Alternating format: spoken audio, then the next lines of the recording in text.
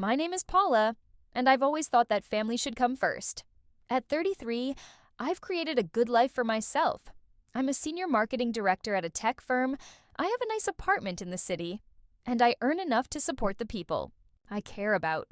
I'll be honest, I'm not a genius, but I've put in a lot of hard work to achieve where I am today.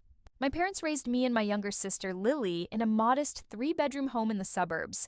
Dad was an electrician, and Mom worked as a receptionist at a dental office. They weren't wealthy, but they ensured we had everything we needed. Lily was always the outgoing one, prettier, wittier, and more social. I was the introverted one, often found with a book while Lily enjoyed parties. A typical sibling relationship, I suppose. When Lily met Jake 5 years ago, it was love at first sight. They tied the knot 6 months later in a small ceremony I helped finance. Jake works in sales, but seems to switch jobs every few months. They often struggle financially, yet they never miss a chance to share vacation pictures online. As for me, I'm single. Dating isn't my focus right now. My job keeps me busy, and honestly, I'm fine with that. It pays well enough that I can support my family when they need help, and they always seem to need it. 3 years ago, when my parents faced difficulties with their mortgage payments, I stepped in.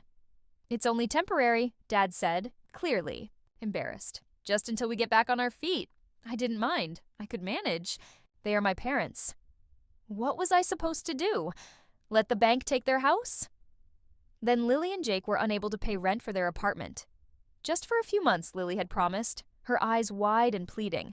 Those few months turned into years, but I never complained.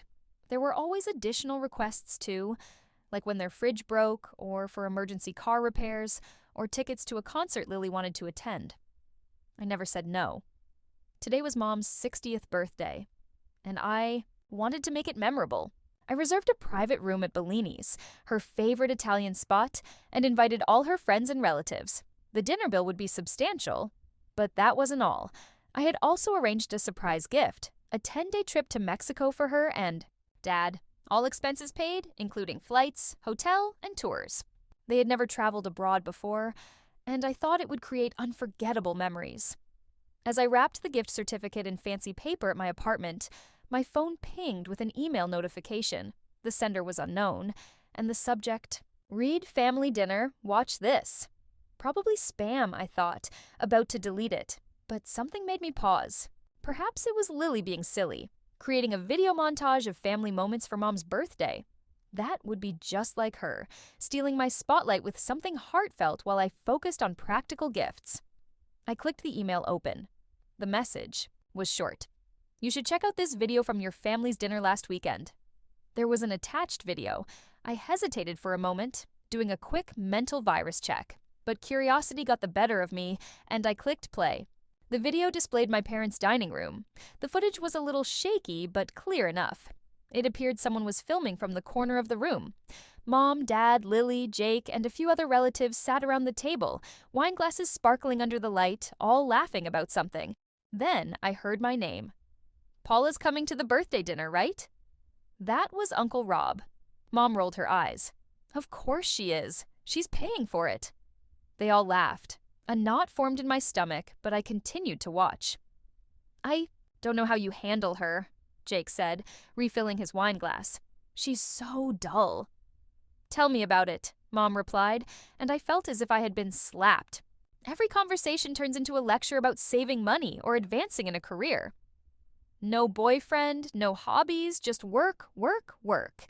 And yet she got that big promotion, Lily added, shaking her head.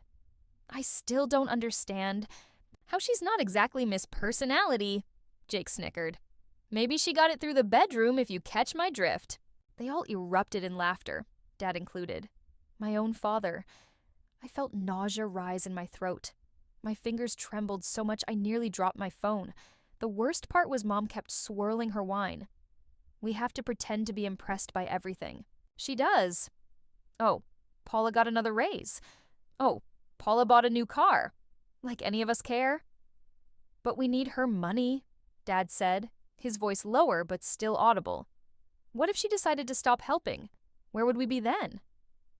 "Stuck. With this mortgage, that's where," Mom replied, "and Lily and Jake would be out on the street. It's like paying a tax, Lily chimed in with a dramatic sigh. We smile and nod at her boring stories, and in return, she covers our bills. Have you seen her apartment? Mom continued. All that money, and it looks like a furniture. Showroom, no personality, just like her. I stopped the video, unable to watch anymore. My hands shook and tears burned my eyes. Every word felt like a dagger. The gift box with the Mexico trip now seemed pathetic. I had spent weeks planning this surprise, excited to see Mom's reaction when she opened it.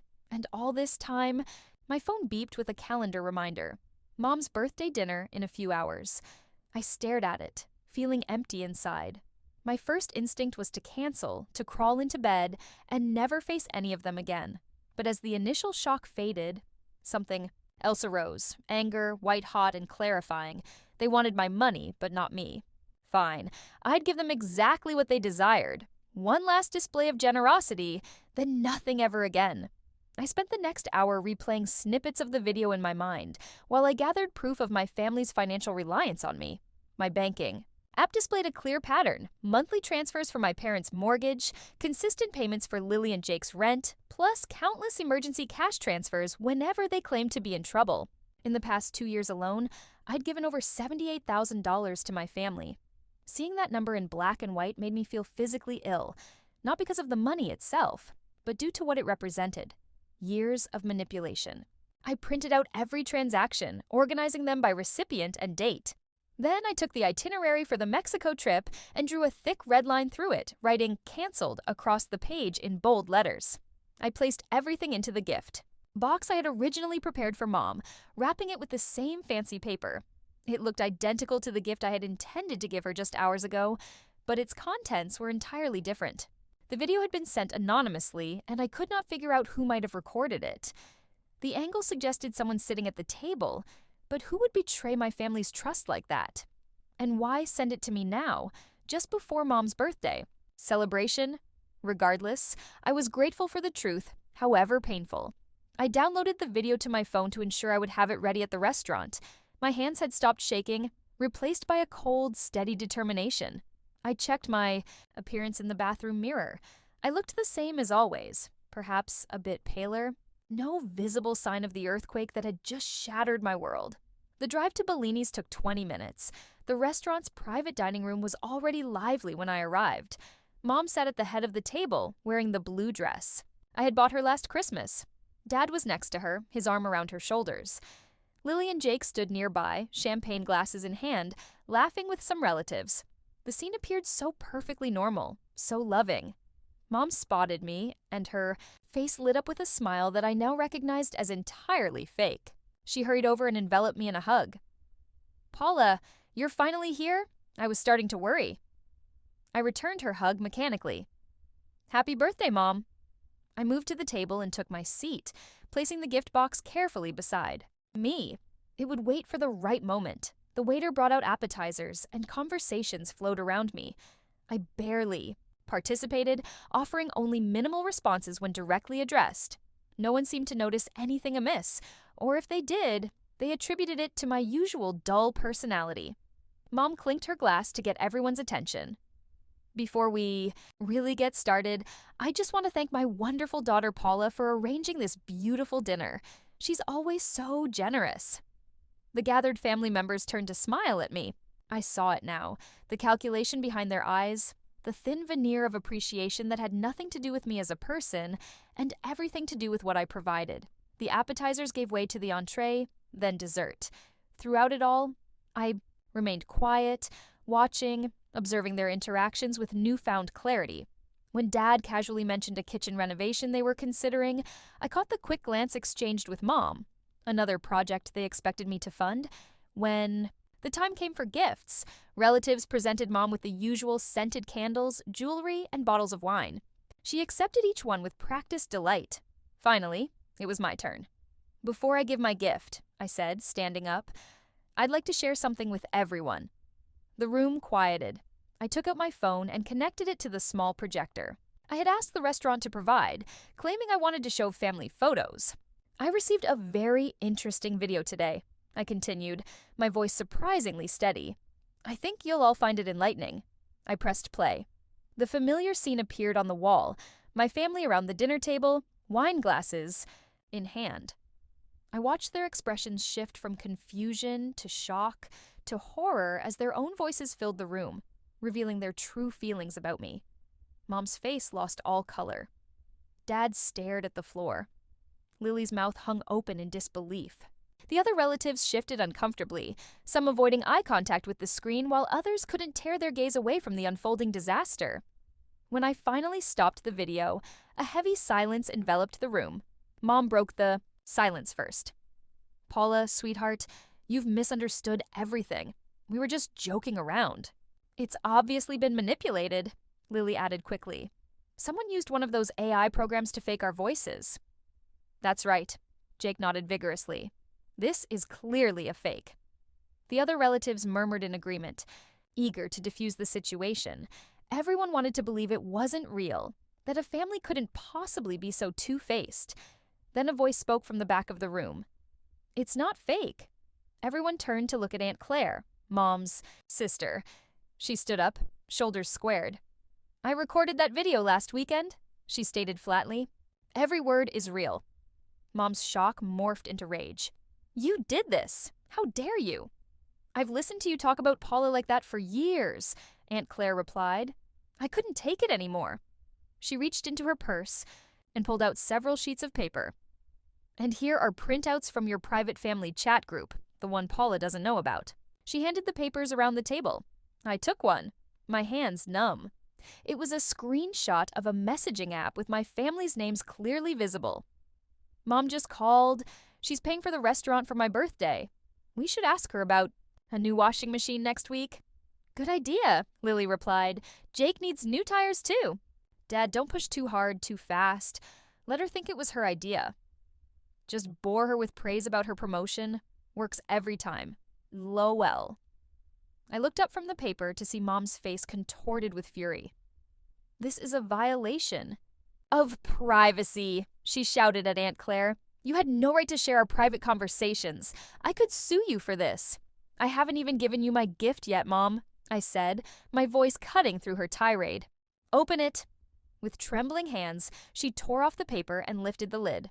Her eyes widened as she saw the canceled Mexico trip and the stack of financial records. $78,436, I announced to the room. "That's how much I've spent on my family in the last 2 years alone. And this is how they repay me." I stood up, gathering my purse. "From now on, you're on your own. And Mom, if you sue Aunt Claire, I'll hire the best lawyer in the state to defend her." The room erupted into chaos. Mom burst into tears. Dad tried to calm her. Lily screamed that I was being selfish and cruel. Some relatives looked ashamed, while others seemed almost pleased by the drama. I drove home in a blur, barely aware of the traffic lights or other cars. My phone buzzed with notifications, texts, calls, voicemails, all from my family. I ignored them all. Once home, I locked the door behind me and collapsed onto the couch. The numbness began fading, replaced by a surge of emotions: betrayal, hurt, anger, and shame. Had I been so eager for family connection that I had willingly blinded myself to their manipulation? How had I not seen it before? I dragged myself to the bathroom and turned the shower on as hot as I could tolerate. As steam filled the room, I stepped under the water, hoping it would wash away the memory of their faces, their voices, their laughter at my expense.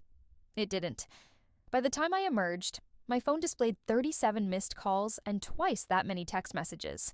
I scrolled through them briefly. "Mom, please call me. This is all a misunderstanding."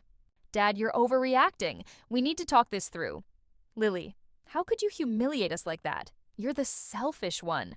"Jake, your sister is crying because of you. Hope you're happy." The messages grew increasingly desperate as the night wore on. "Mom, we never meant to hurt you. Please answer." "Dad, the mortgage payment is due next week. We need to discuss this." "Lily, you know we can't afford rent without you. Don't be vindictive." I had never ignored their calls before. I was always available, ready to help, eager to... Please, no more. I opened my banking app and canceled all recurring transfers to my parents and sister. Then I blocked their numbers on my phone. For the first time in years, I felt I could breathe freely. My apartment, which Mom had criticized for lacking personality, suddenly felt like a sanctuary. Every piece of furniture, every decoration reflected my choices, not someone else's expectations. The next morning, I woke up feeling lighter despite barely having slept. I went to work, immersed myself in projects, and somehow made it through the day without checking my phone. 2 days passed in this way. I kept busy, avoided social media, and tried not to dwell on what my family might be doing or saying without my financial support. On the third day, I received a call from Aunt Claire. "Paula, can we meet somewhere to talk?" We agreed on a small cafe halfway between our homes. When I arrived, she was already there, nursing a cup of tea. She looked tired but managed to smile when she saw me. I slid into the seat across from her. "Why did you do it?" I asked without preamble. Aunt Claire sighed. "I've watched them take advantage of you for years. Every family gathering, every holiday, they acted like they adored you when you were around. The moment you left, the masks came off." She stirred her tea absently. "I wanted to say something so many times, but you seemed happy. You believed in this idea of your family that wasn't real, and I wasn't sure if it was my place to shatter that illusion." I stared down at the table. "So what changed?" "That dinner last weekend was the final straw. The things they said about you, I couldn't stand it anymore. I recorded it on impulse, not sure what I'd do with it. Then I heard about your big gift for Mom's birthday, and I knew I had to show you the truth before you spent even more on people who didn't appreciate you. We talked for over an hour. She filled me in on family dynamics I had never noticed, how my parents had gradually increased their financial demands over the years, how Lily had learned to manipulate me by playing on my desire for closeness with my only sibling. Patterns I had been blind to suddenly became clear. Before we parted, I hugged Aunt Claire tightly. "Thank you," I whispered, "for telling me the truth when no one else would." Days turned into weeks, then months. My life settled into a new rhythm. Work, friends, occasional dates, and hobbies I had neglected for too long. I had never realized how much mental space my family had occupied until they weren't in it anymore. Through the grapevine of extended family, I heard bits and pieces about them. Mom and Dad were struggling with the mortgage, having missed 2 payments, and the bank was sending warnings. Lily and Jake had been forced to move to a smaller apartment in a less desirable neighborhood. I felt a twinge of guilt, quickly followed by resolve. They were adults. They'd figure it out. Some relatives sided with my family, calling me heartless for cutting them off. Others understood my position, especially those who had witnessed the birthday dinner revelation. I maintained relationships with the latter group, including Aunt Claire, who became a surrogate mother figure for me.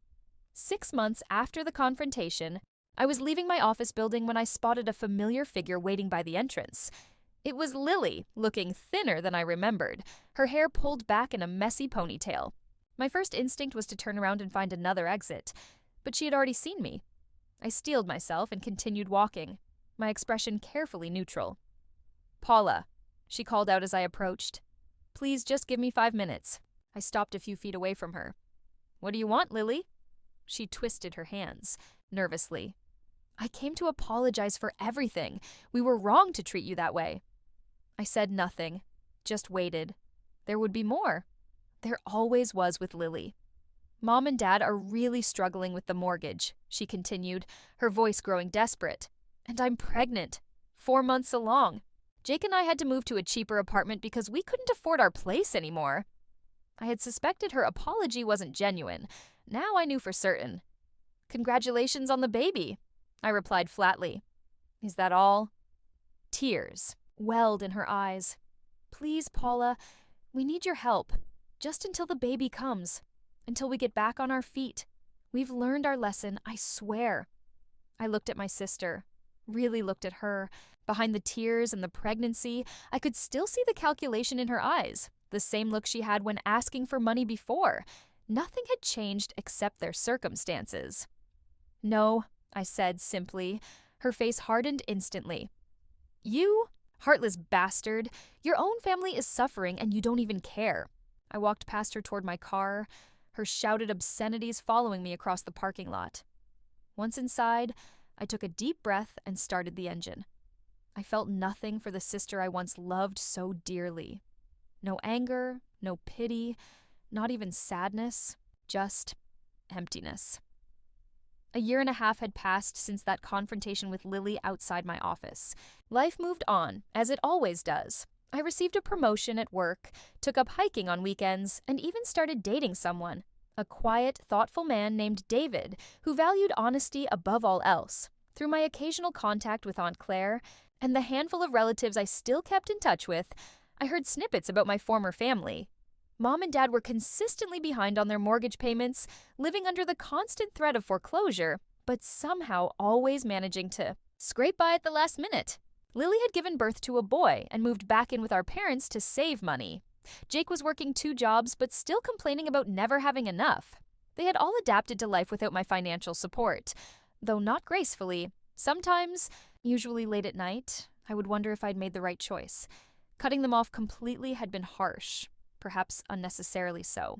Then I would remember the video, their laughing faces, and their mocking words, and the doubt would vanish. They had never loved me. They had loved what I could provide. There's a world of difference. Last Christmas, I received holiday cards from both Mom and Lily. Mom's was formal, almost businesslike, with no personal message beyond the pre-printed greeting. Lily's included a photo of her son, my nephew, and a brief note saying she hoped we could someday reconcile for his sake. Neither mentioned money directly, but the implication hung heavy between the lines. I sent no cards in return. During a Tiamba spring dinner with Aunt Claire, she mentioned that Mom had reached out to her, seeking reconciliation. She claims she's realized her mistakes, Aunt Claire said, skepticism evident in her voice. She says she misses having you in her life. I raised an eyebrow.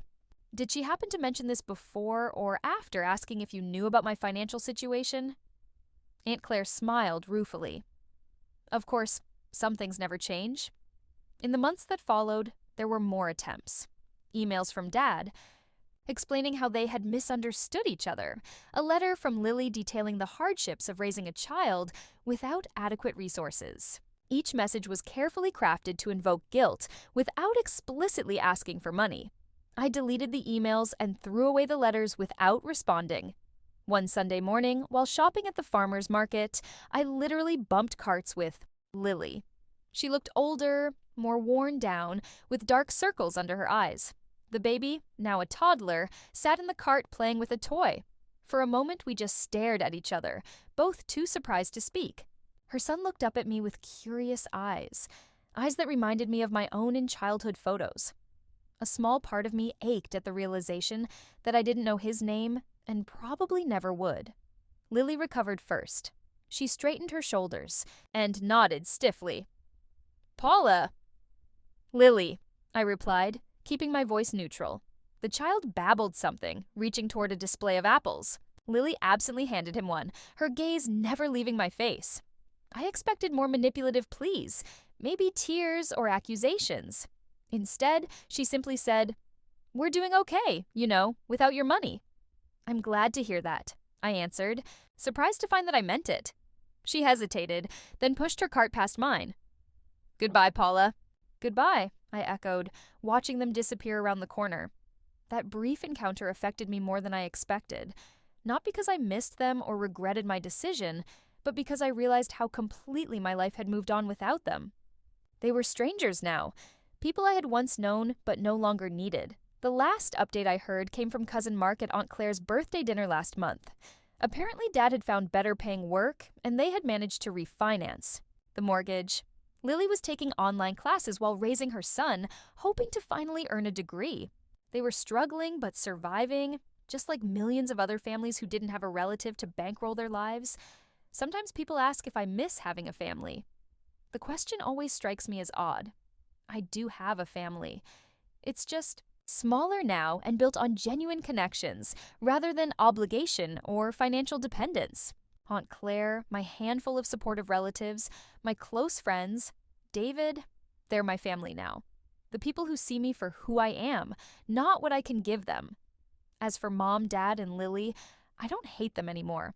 I don't feel much of anything toward them, to be honest. They shaped my early life for better or worse.